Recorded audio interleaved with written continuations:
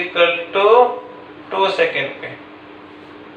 तो 12 t की value t की जगह रख दो 2 का क्यूब प्लस 6 रख दो 2 का स्क्वायर माइनस 10 2। तो कितना हो गया ये 12 इंटू 8 प्लस 6 इंटू 4 माइनस 20। ठीक है, तो 96 प्लस 24 हो गया ना। तो ये कितना हो गया 4 बचा, तो 100 एम्पियर। क्लियर बात। 2 सेकेंड पे करंट कितनी फ्लो होगी 100 एम्पियर। तो उस टाइम पे कितनी करंट, ये अगर ये इक्वेशन है और 2 सेकेंड पे करंट पूछा है तो कितनी करंट फ्लो होगी बेटा 100 एम्पियर। ध्यान रखना। क्लियर बात। अब इसके बाद क्या सेकंड क्वेश्चन क्या है, current flow in 2 second, average current flow in 2 second, मतलब 0 से 2 सेकेंड में। इसमें देखो यहाँ पे टाइम t1 कितना होगा 0 सेकेंड और t2 कितना होगा बेटा 2 सेकेंड। ये ध्यान रखो,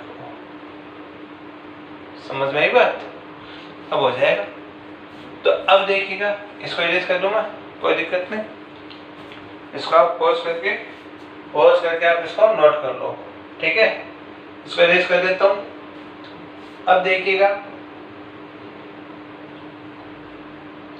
इसका जो सेकंड पार्ट है वो है average current, total charge upon total time Q2 minus Q1 upon T2 minus T1।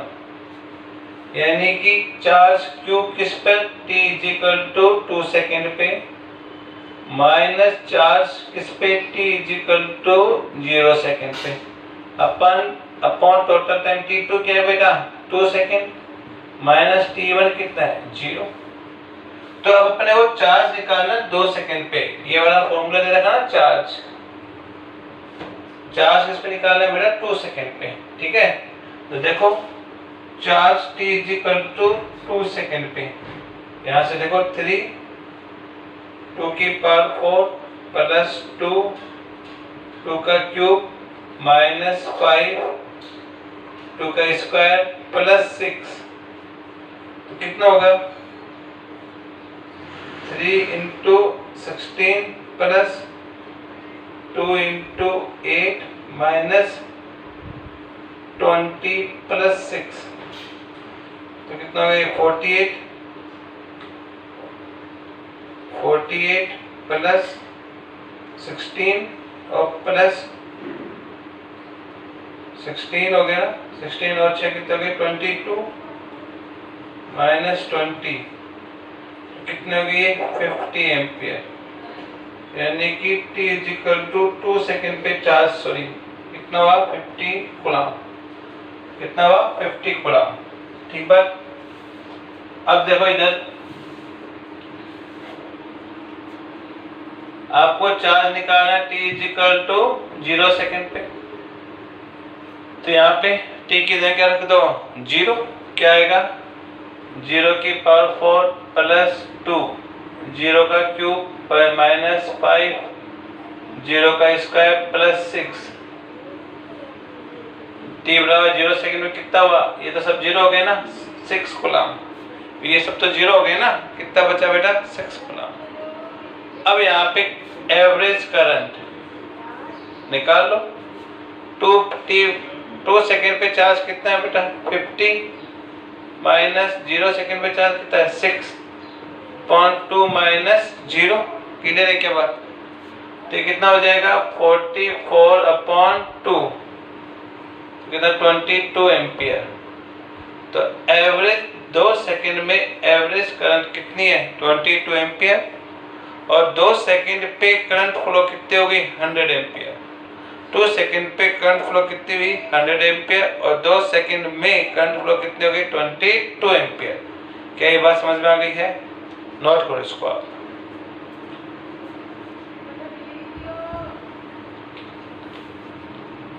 ठीक है, इरेज कर लेता हूँ, पॉज करके नोट कर लेना।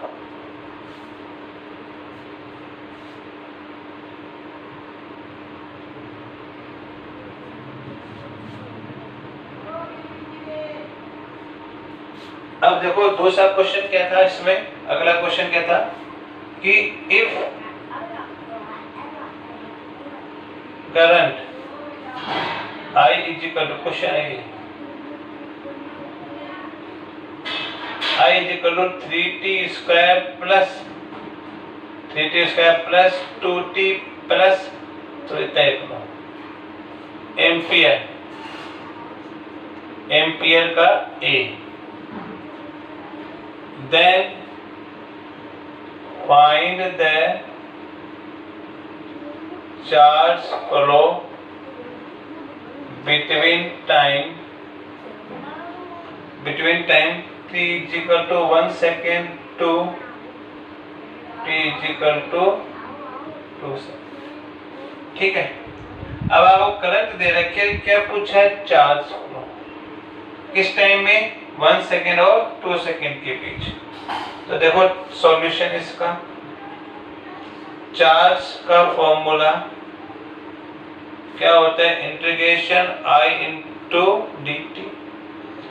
तो अब देखिए आप I की वैल्यू कितनी है, 3t square plus 2t into D T, और टाइम कहाँ से कहाँ चेंज हो रहा है, 1 सेकेंड से 2 सेकेंड, डी टी की वैल्यू कहाँ से कहाँ चेंज हो रही है, t1 बराबर 1, t2 बराबर 2 सेकेंड, टाइम चेंज हो रहा है ना 1 सेकेंड से, ठीक है ना, 2 सेकेंड तक। अब देखो इसका इंटीग्रेशन करो, 3 है ही, इंटीग्रेशन डिफरेंशिएशन का अपोजिट, टी स्क्वायर का इंटीग्रेशन कितना होगा, टी क्यूब अपॉन 3 प्लस 2 है, टी का इंटीग्रेशन कितना होगा, टी स्क्वायर अपॉन 2। क्लियर है क्या बात, 3 है, टी स्क्वायर का integration T cube upon 3 plus 2 है, टी का integration T square upon 2, lower limit 1 upper limit 2। Clear बात, 3 से 3 कैंसिल, 2 से 2 कैंसिल, तो charge Q is equal to क्या हो जाएगा, T cube plus T square, lower limit 1 upper limit 2, right बेटा। अब इसके बाद में क्या होता है, upper limit minus lower limit, ठीक है। तो पहले आप अपर लिमिट रखो, इसकी जगह 2 रखो, 2 क्या क्यूब प्लस 2 का स्क्वायर माइनस, अपर लिमिट रख दी, माइनस लोअर लिमिट रखो 1 का क्यूब प्लस 1 का स्क्वायर। क्लियर बात। तो अब क्या हो गया, 8 प्लस 4, 8 प्लस 4 कितना हो गया बेटा, 12 माइनस 1 2 कितना हो गया, 10 कूलम। तो जब ये करंट दे रखी है तो इस टाइम में कितना चार्ज फ्लो होगा बेटा, 10 कूलम। ध्यान रखिए इस चीज का, समझ आएगी ना बात, क्लियर है क्या, ठीक है ना। कि जब चार्ज का, देखो वापस से सुन लो, जब चार्ज का डिफरेंशिएशन करते हैं विद रिस्पेक्ट टू टाइम क्या मिलेगा, करंट, ठीक। और जब करंट का इंटीग्रेशन करेंगे विद रिस्पेक्ट टू टाइम तो क्या मिलेगा, चार्ज। क्लियर है बात, ठीक है ना। चलिएगा इसको अरेंज कर देते हैं।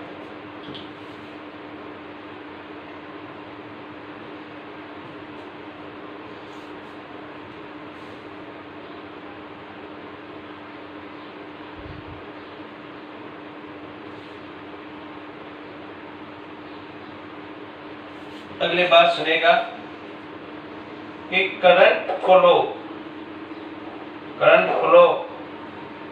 From positive terminal to negative terminal. Current कहां से कहां फ्लो होती है, पॉजिटिव टर्मिनल से नेगेटिव टर्मिनल। जैसे ये रेजिस्टेंस दे दिया R minus plus,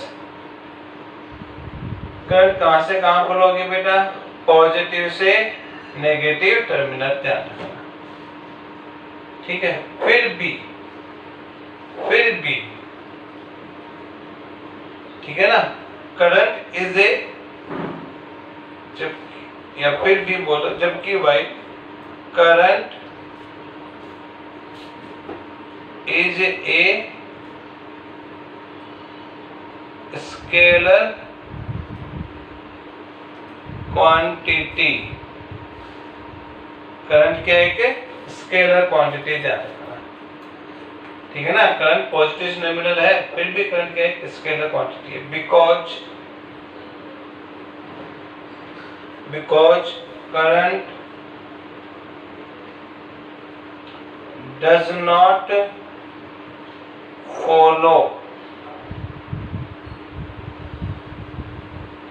follow the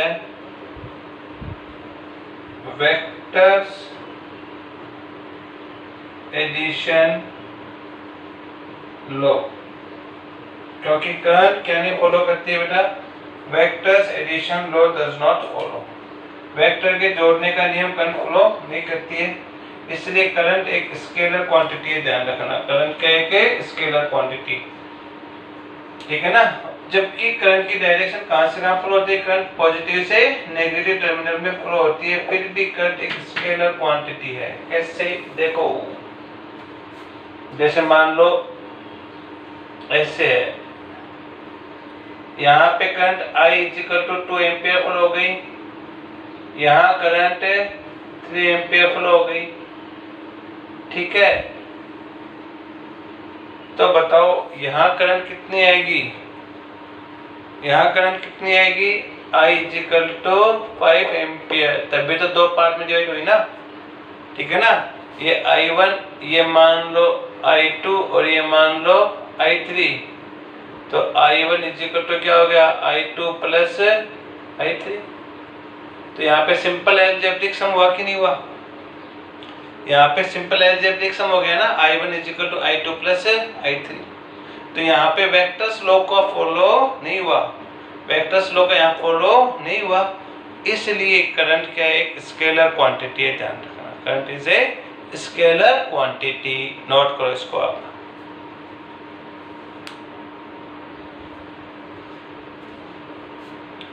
ठीक है, इरेज कर देता हूं।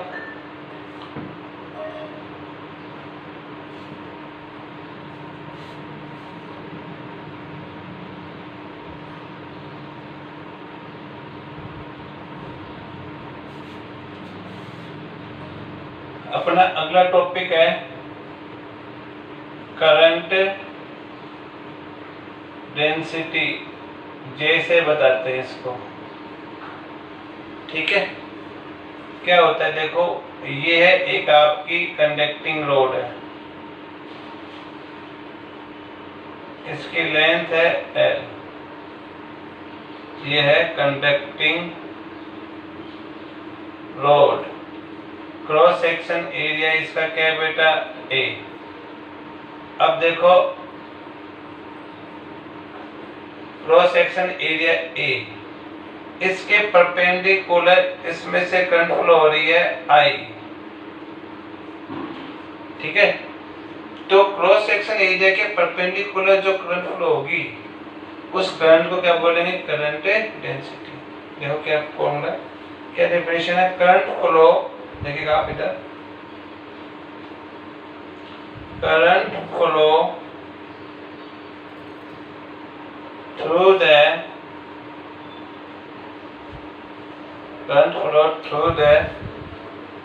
per unit cross section area, current flow through the per unit cross section area of conducting rod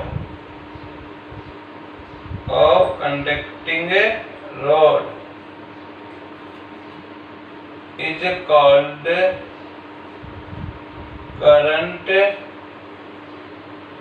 density,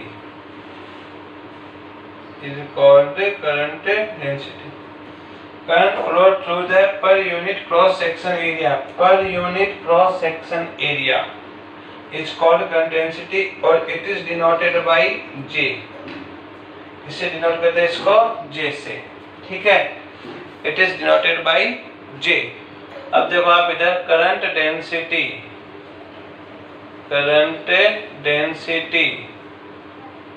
J, formula क्या बेटा, करंट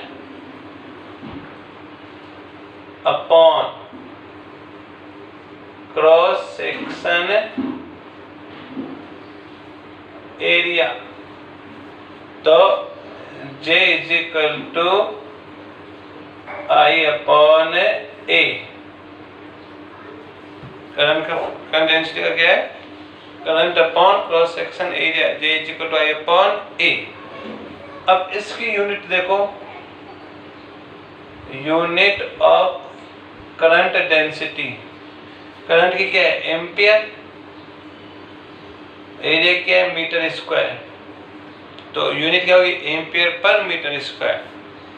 ठीक है, करंट डेंसिटी क्या होगी, एम्पियर पर मीटर स्क्वायर। दूसरी बात, करंट एक स्केलर क्वांटिटी थी, करंट क्या थी, स्केलर क्वांटिटी, जबकि करंट डेंसिटी क्या होगी, वेक्टर क्वांटिटी। आप क्या लिखोगे, current density is a vector quantity. Current density क्या है, कि वेक्टर क्वांटिटी है, ध्यान रखना। Current is a scalar quantity, जबकि current density is a vector quantity. Clear है, ठीक है, बहुत आज के लिए इतना, चलो।